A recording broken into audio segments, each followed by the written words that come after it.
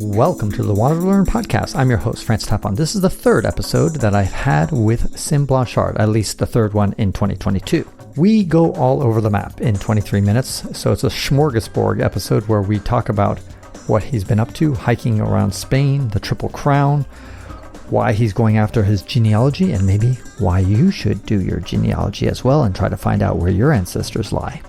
Talk about Mont Blanc, a mountain that I somehow managed to hike up and down, and he is making an effort this year to go all the way around, and he'll explain why he wasn't able to do it the first time around. We also talk about language learning. I talk about why German sucks. We finished the conversation talking a few minutes about China, and you'll love this discussion. This episode was sponsored by my patrons at patreon.com/ftapon. Go there and pick up some sweet rewards for just $2 a month.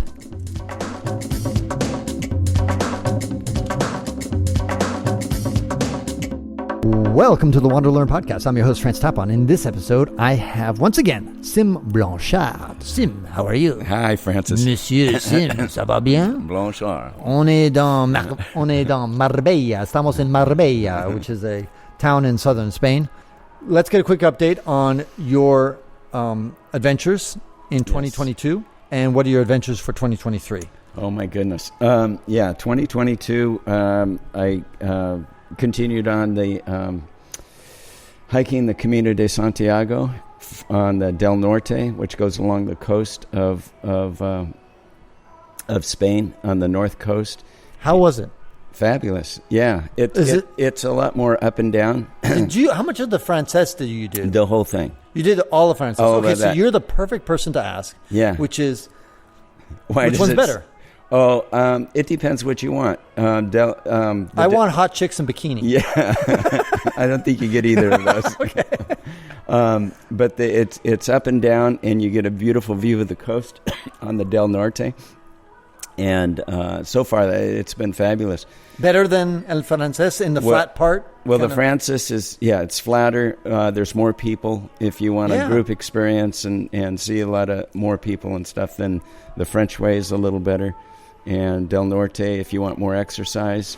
It's more up and down? More up and down, a little more remote. You see a lot bit more better of the vistas? Basque. Yeah, views of the ocean. More ocean views? Yeah. I mean, that sounds so much better. Come on. I mean, I think most people are listening to this podcast.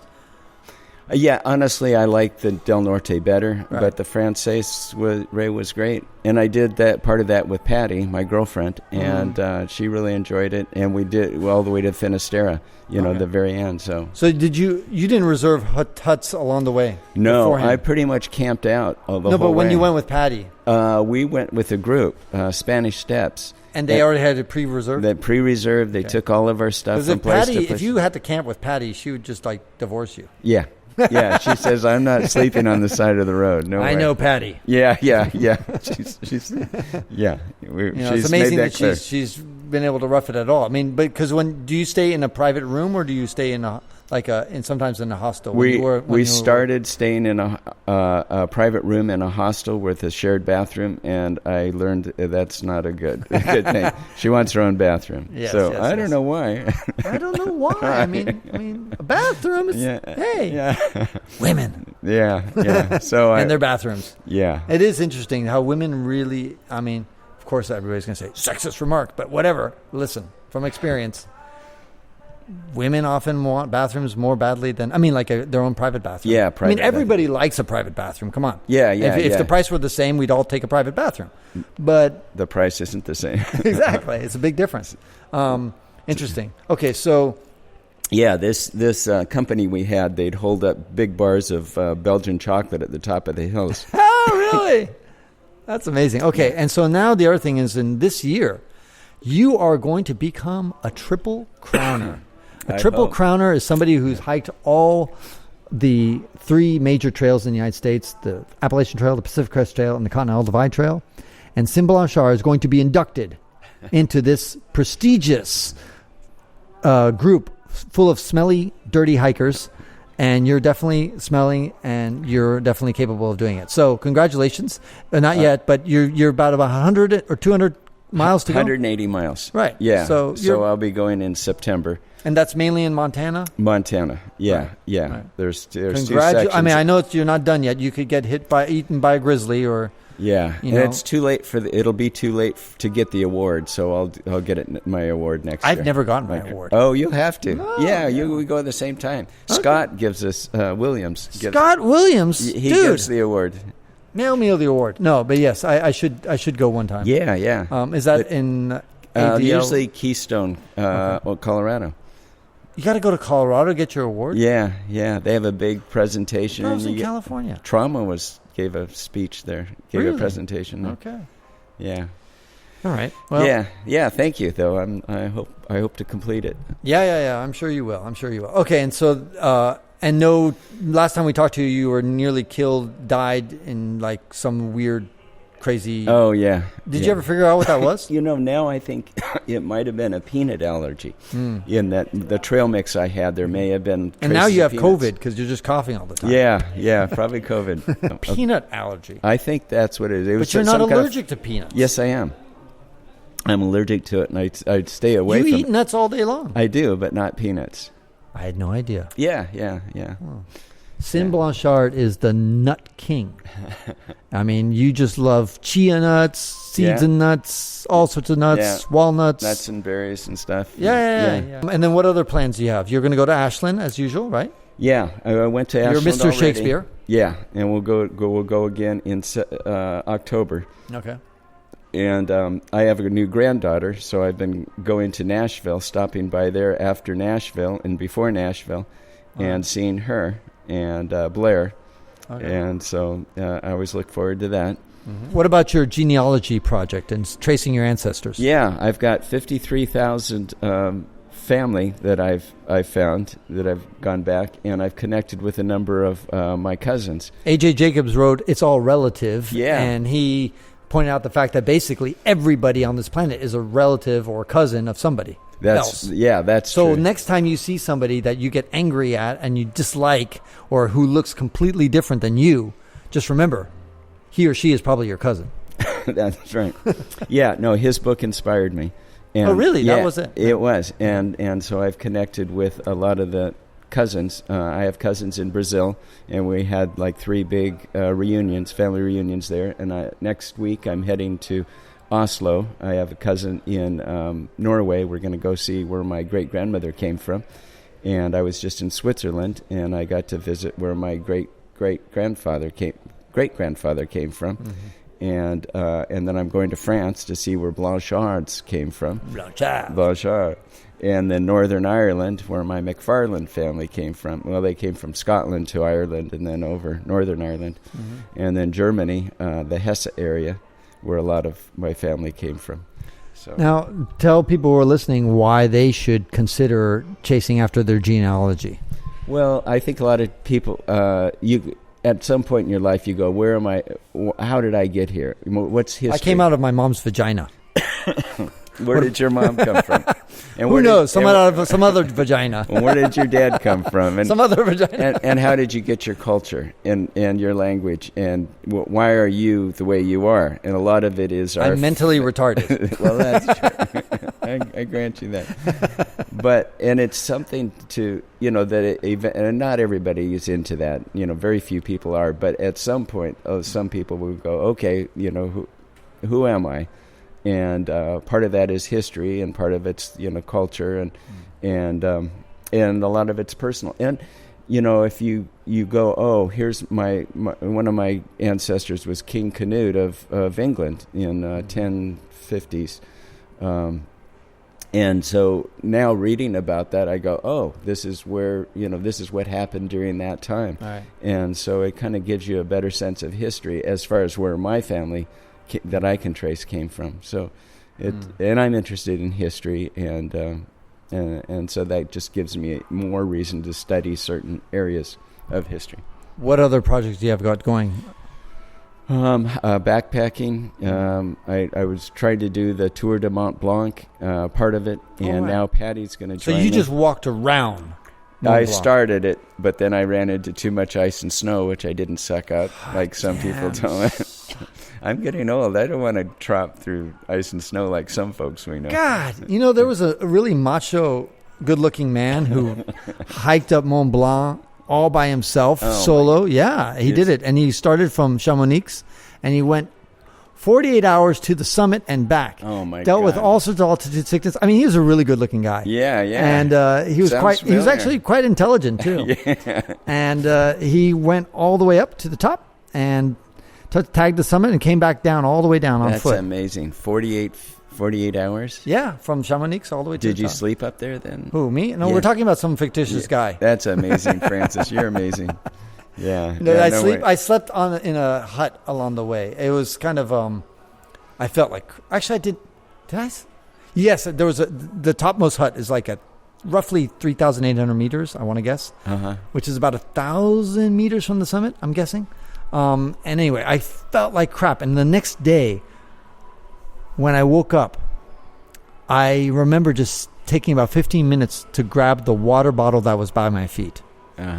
I saw the water bottle. I knew I needed to drink water, but the amount of effort that it would take me to get that water bottle, I just stared at it for about 10 to 15 minutes, just staring at it. And it was at my feet. And I was thinking to myself, Francis, it was at that time, it was like 3 o'clock in the morning. So I got there at like 9 o'clock at night. And I woke up at like 2 a.m. because that's when everybody else was getting, or 1 a.m. And I just sat there and just looking at this water bottle. And I couldn't move. And everybody was packing up and leaving and all energetic. And I just had no strength in me. I couldn't do it. So I thought, Francis, you can't even pick up a fucking water bottle at your feet. How the hell are you going to walk up 1,000 meters more in the snow and summit this mountain? You can't do it. So at that point I said, you know what? I should just go to sleep and try to get a few more hours of sleep, and maybe I'll acclimatize miraculously in 3-4 hours. And that's what I did. Wow. And so when I woke up around 5 a.m. Yeah. The whole hostel or hut was empty. Everybody had long gone. Oh, my gosh. And the guys were kind of looking at me like, you're going to go down, right? I'm like, I'm going to go up. Oh, my God. They're like, it's really fucking late to be going up the mountain at this 5 time. in the morning or 5 It was like, in the evening? no, it's 5, 6 a.m. It was like 5, 6 a.m., something like that. Or maybe it was 7 a.m. Anyways, that's late. Oh, that's late. Yeah. Because they want you to summit there well before noon. Okay. Because it's just dangerous to push it. And so I was like, oh God. Anyway, I somehow I was very weak still, but I still had the energy to go, and I went all the way to the summit.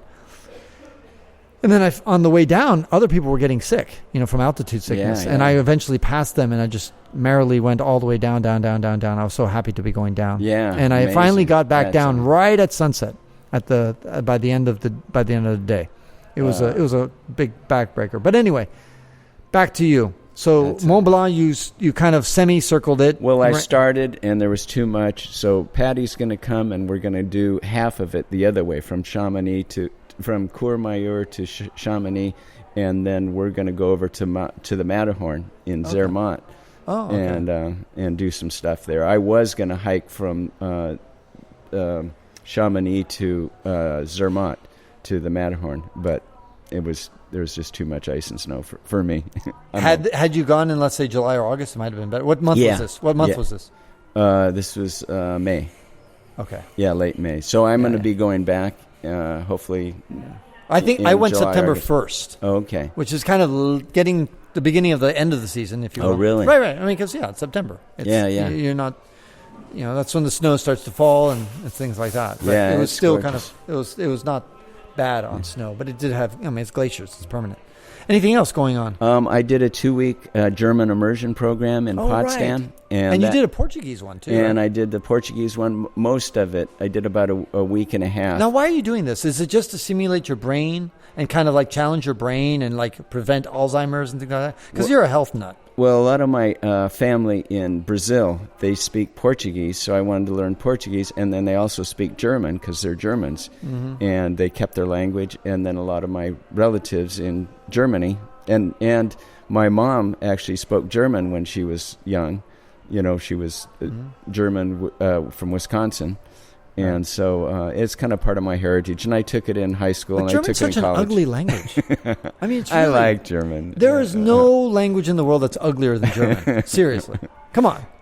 I remember once meeting this polyglot who was, his name is Marco, and he was from Italy, and he spoke like 7 languages. Yeah. And he said, my goal in life is to learn every language in the world except for German. Is that right? Oh, my gosh. Yeah, well, my German instructor said that whenever Germans start singing, for some reason, it always turns into a march. He was joking. Exactly. And all of a sudden, there's a kick step that comes up. That's right. Very nice. Okay, so but you're learning this stuff, but I mean, it's probably really hard. I found I am not good at languages. I love languages, and I would really love to learn, but I mean, I can read. What's your best second language? Spanish? Spanish. Okay, yeah. And I can read this stuff okay. So you know how to say Taco Bell? Yeah. Un burrito, por favor. Una cerveza. Grande. Como frijoles? Como frijoles. How you been? That's right. Como frijoles is, how you been? Yes, of course it is. Okay, good. And so you're learning languages, you're stimulating your brain, you're failing miserably. I failed miserably. Yeah. So are you going to give up that quest to kind of you're retiring from your language learning? I might learn to read and learn to read. Read the Why? Just when I'm traveling, you can got read Google the signs. Translate. Oh. Yeah, but you can even do Google Translate with the signs nowadays. Do you know that? Oh, is that you can right? take pictures, take pictures and it'll translate signs for you. Yeah. So it's like really not necessary to learn how to read anymore. And just about everybody speaks English anyway. Exactly. So. It's the best language in the world. It's a badass language. We're just going to take over. Yeah. We're going to get Russians to speak English at some point. Chinese are going to speak. There's more. The country with the most amount of people learning English is China. China. Yeah, I bet. Yeah. Most of the Chinese I meet. And I had this debate with this Slovenian woman who kept saying that the lingua franca of in the year 2020s or the 2030s was going to be Mandarin. Mm. I'm like, I had this debate with her like 10 years ago. Yeah, I said, really? You think in one generation we're all going to be speaking, not all of us, but Mandarin's going to be the lingua franca? She says, yes. Yeah. I'm like, no. And the proof of the pudding is the Chinese are learning English. Yeah. Right, the best language ever invented in the history of the world. It's a mixture of so many languages. Mongrel language, as they say. Yeah, yes, absolutely. All right, with that, any other cool things? Next year, I hope to go to China. My son and his wife and daughter, they're going to visit their family in Shanghai. My daughter-in-law's first time in China?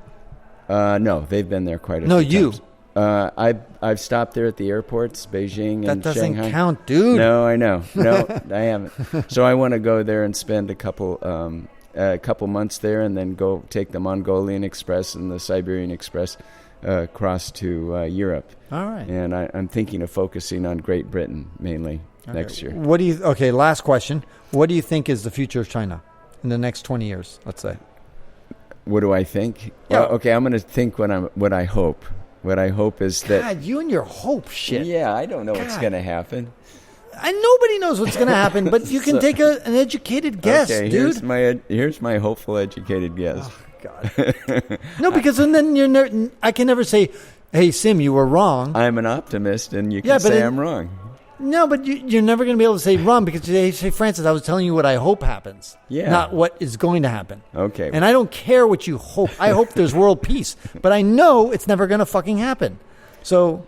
No, okay. I hope I win $1 billion, but I know and there's a lot of things I hope about. Okay, I think there's a chance that she turns the corner, or they get somebody else in there that is more democratic and more. I mean, he's done incredible things with the economy. Are you kidding me? You really think she's going to like? He might. God. Especially when the country, when they start to rebel and say, when they don't give them another term. I mean, they're supposed to have a term. They're supposed to have another Congress coming. They're going to have a coronation of him, practically. Maybe not. There's a lot of resistance. Do you want to bet?